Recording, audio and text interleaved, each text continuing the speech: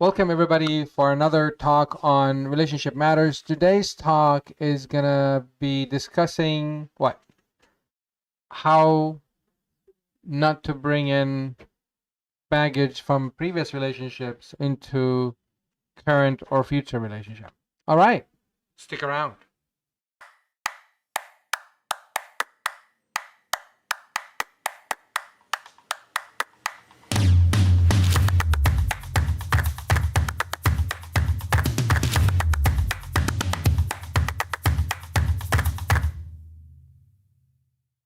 All right, so how about we start with what's so important about this? I mean, why do we need to talk about this? Why? Why? Why? Why? It's not fair. It's like they're two different people. Why are you bringing something that happened in the past into something new? There's distrust. So, so you're saying it's not fair, there's distrust, okay? It's not healthy in what sense?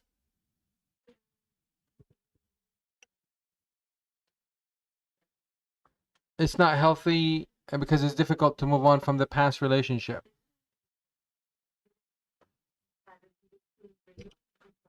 Didn't have a clean breakup from before, from the last relationship. Yeah, yeah. And what could be some of the residues if it's not clean? Distrust. Okay, that's very good. I would say that's the top of the list. It's very common for people who go into a relationship, a new relationship. One of the most common items that they find very challenging in the new relationship is that, can I trust this person? Last time I trusted the person that I was with and I gave them, you know, 10 years of my life or 10 months of my life, whatever the case might be. And they betrayed me. They were not nice to me. They were mean to me and all that stuff. So I couldn't I trusted them, but they betrayed me somehow. They betrayed my trust. So now I'm in a new relationship. Can I trust this person? So that's the same. That's a very common, and this is one of the most one important, like the top of the list. What else? Abandonment issues. Abandonment issues. Yeah, that can be quite common because some of the partners, they take it for granted. They feel like, okay, I'm married. That's it. It's not gonna change. I'll just do whatever, and it's just gonna stay there, right? Sometimes we treat some of us treat our bodies like that. It's like we abuse it and we put all the unhealthy stuff in it, and they take it for granted until we go see the doctor, and he says, no, your cholesterol is high, your kidneys failing, your liver is failing, you're eating too much what unhealthy food. Okay, and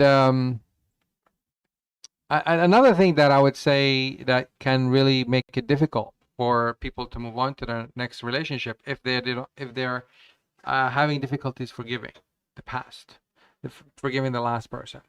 That's not gonna allow them to move forward to the new relationship. Also, um, the feel of abandonment. That's somewhat also related to the trust. So I give him everything or give her everything, and they abandon me, and I'm not able to.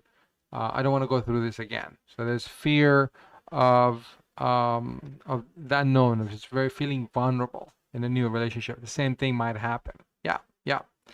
So therefore, some of us, what we do in the new relationship, we build walls to protect ourselves. So the new relationship is really not, we're not fully engaged because we are afraid that we're going to be hurt again.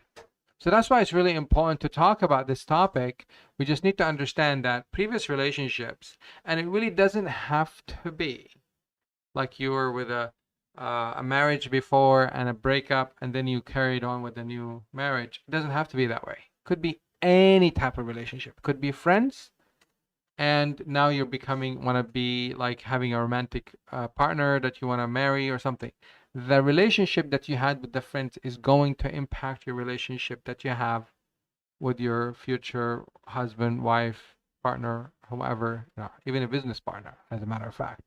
So that's quite important for us to understand. It's not like romantic relationship. If they failed, is going to impact my relationship with my romantic future partner. or my future romantic partner. It's not like that. It's a relationship as a whole. When we get hurt, it's going to impact our relationship in the future as a whole as well.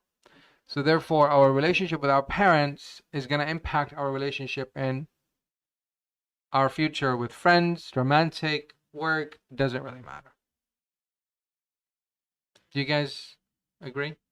You think it's valid? You can relate to it, or you know someone, A friend. a friend that might relate to that, right? So that's really important for us. So it's really important for us to clear that past, to understand what happened, to put a closure to it. And therefore, if we're not able to do that, it's going to carry on to our current or new relationships that we have with doesn't really matter who. It will impact that relationship because we might we're inclined to view it based on our previous experiences. Anything you would like to add to that? Sometimes it could also get difficult if you were in a bad relationship previously to go into a healthy relationship and you feel like it's boring or you need something and then you self-sabotage. Right. So therefore, if we do that, if we self-sabotage, then we are questioning our own judgment.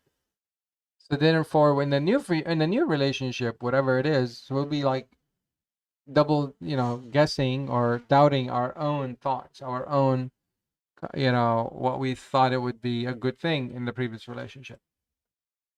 So then, how can we move forward from, not from, but how do we move forward to a new relationship, knowing the challenges in the past relationship without allowing it to impact our future relationship? Number one, we need to acknowledge what we contributed to that relationship. It's very important. It's really important to acknowledge your contribution, regardless of the other person, what they did, what they did not, because you focusing on the other person is just not fair, that you're not acknowledging the good things that you added to that relationship, the great things that you provided for that relationship, regardless and despite of how it was painful to be in that relationship. Just focus on what you contributed, and that's really important to acknowledge, because that's gonna make you stay focused in how you value relationships, how you view relationships, right? Anything else? What else can we do?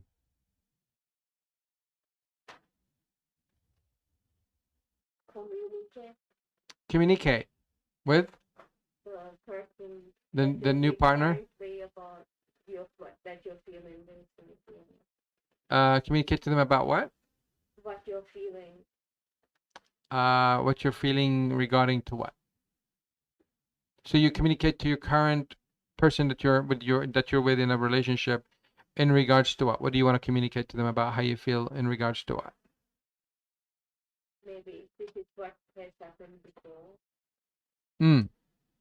Okay, so there are different opinions on that. So to talk to them about what happened before, some people might not really be open to that. But it's not, that doesn't mean that you don't bring it up. So it's important to bring it up because you're looking for triggers. You're looking for things that are repeating. Oh, wait a minute. This happened before in my previous relationship, and I really didn't like it, and that's how it started, and I didn't do anything about it, and I see it happening again. So you need to talk about it. 100% agree. But you don't need to mention that it happened in the past, right? Because you just need to mention it as a finding for yourself that you don't like it without bringing the past into the relationship. Because the other person might become defensive. It's like, oh, I'm not like your dad. I'm not like your mom. I'm not like your ex. I'm not like this. I'm not like that. How come you judge me? They become defensive. And that's not going to help. So you bring it as a need in the communication. I'm sensing this and it's making me feel uncomfortable and I need this, right? And you bring it in as a need. But bringing it in as a daddy's problem and he always, beat me up and did not fulfill my needs and here and I see you doing the same thing, he's going to think that you're not grateful to your parents. Maybe he has a value like that, right? And therefore he's judging you already.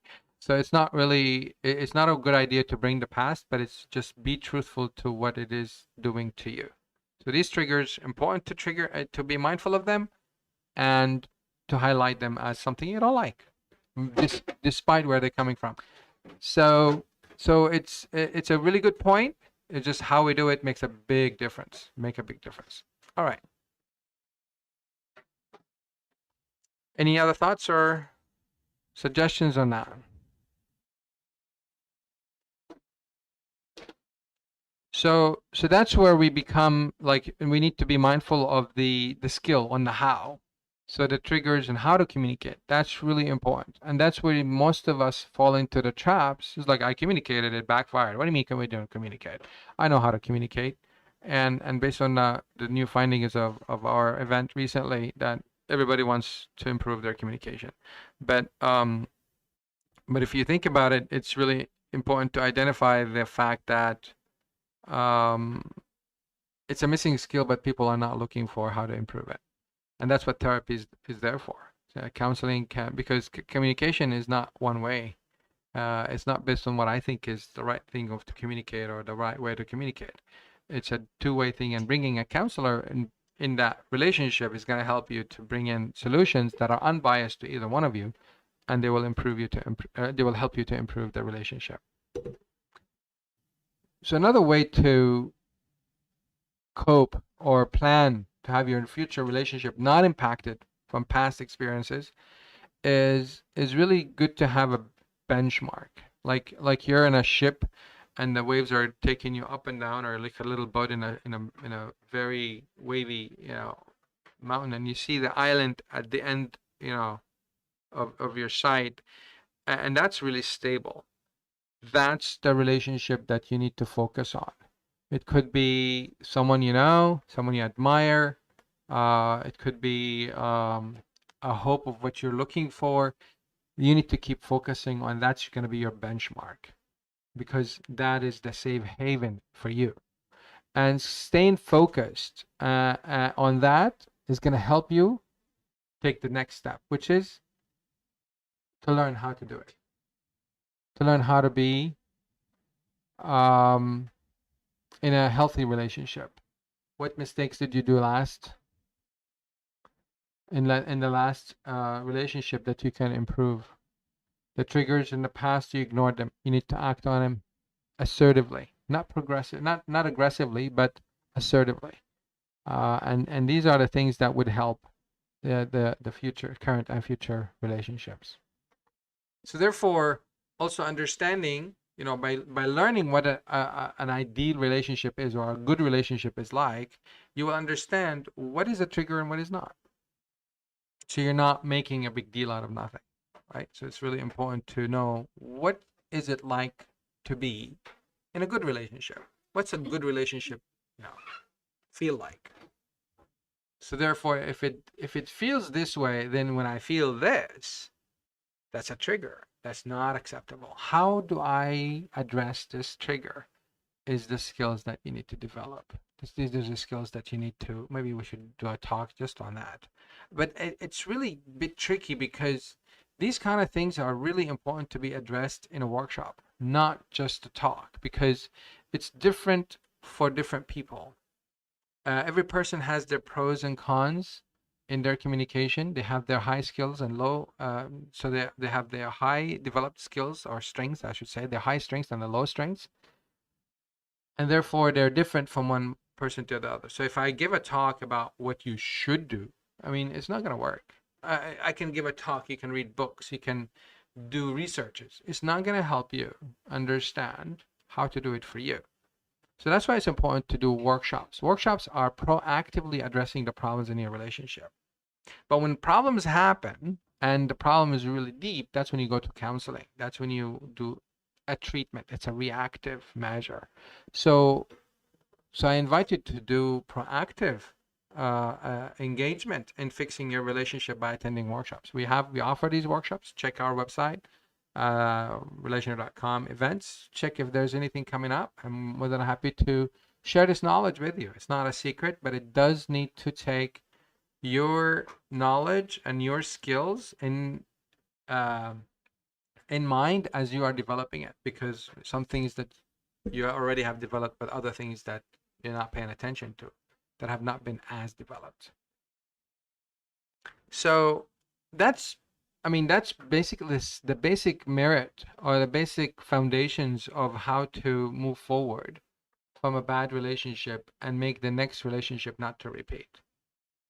So just to summarize, it's just as simple as acknowledging what? Acknowledging your contribution, acknowledging the triggers, and calling on the triggers. Don't let them pass by. It's really important to highlight the triggers and communicate about them, and and um, and it's also learn about what's a healthy relationship is like. It's always good to have that benchmark. We have everything in our lives has a benchmark, and like if you want to measure your health, you take blood tests, you take urine tests. That's the benchmark. You do this regularly. If changed, then you're off the chain, off the benchmark.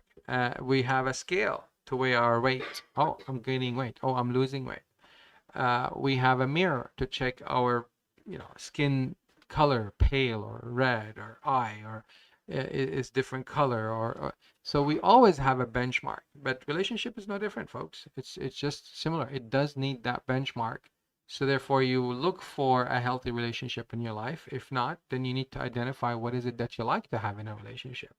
So therefore, that's going to help you identify how it feels, and therefore you would act on it, learning from the mistakes from before.